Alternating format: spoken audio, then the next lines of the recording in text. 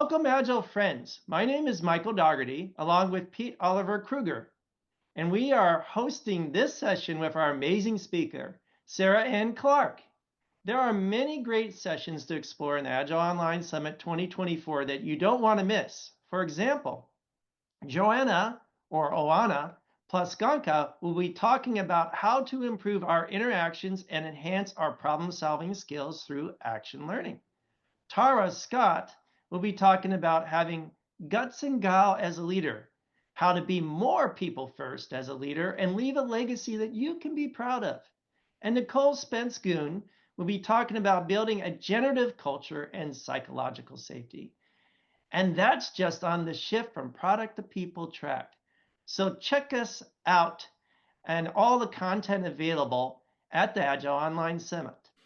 But for our current speaker right now, she's going to tell us about how to understand differing approaches to disagreements and shift ourselves from conflict to connection.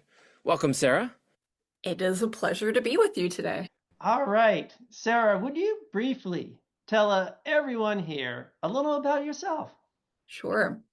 So I am from the U.S. Midwest region, Missouri, and my first time really shifting cultures was moving from the city to a town of 1,000 people. And from there on out, I had this curiosity about getting to know other cultures, U.S. subcultures, as well as internationally, to understand different ways of seeing the world. And I spent about 14 years working with specifically international and multicultural teams in the US. Another 4 years living in Latin America, primarily Nicaragua and Colombia, but other countries as well. And during the pandemic, I made a shift from higher education to looking into Agile. And I've really dove in and now am an Agile team coach, as well as a solopreneur and facilitator. Nice. So you had to go to a small town in order to start working with all the other, and traveling to different countries, and I agree. I mean, culture, we often think of like country as culture, but it's so many different things than that. And I still think that the difference between cities and countryside, urban, rural, is probably one of our biggest cultural divides that we have in the world. I think that is very true.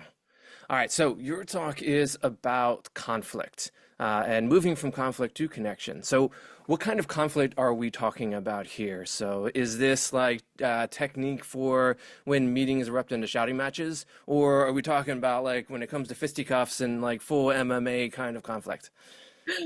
Yes, and Okay. so this really can explain why some groups might erupt into more emotionally expressive big displays in conflict.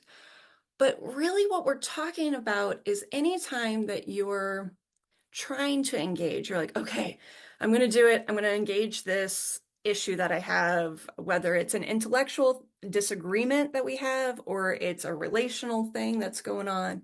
Like, I'm going to engage this. And then something happens in the course of the conversation or engagement, and you end worse than when you started, or at least it just didn't go anywhere. Maybe you end just frustrated of like, why doesn't this person get what I'm trying to express to them? And so instead of a model of what you should be doing, what we're talking about today is what is. What is our reality and how do we work with that? So what is the reality, how you work with that can be really difficult. And I know there's things such out there as like theory U that goes into being present and understanding all the symbols and signals and communication styles that can happen there. And so it can be very fascinating to get in that. What brought you into this area of work? I mean, understanding that differences can lie even between people that are in cities to towns or different parts of a country. They even have different languages, like in India, right? You got dozens of different languages that are separating them. So, what was your origin story here? What brought you to really get into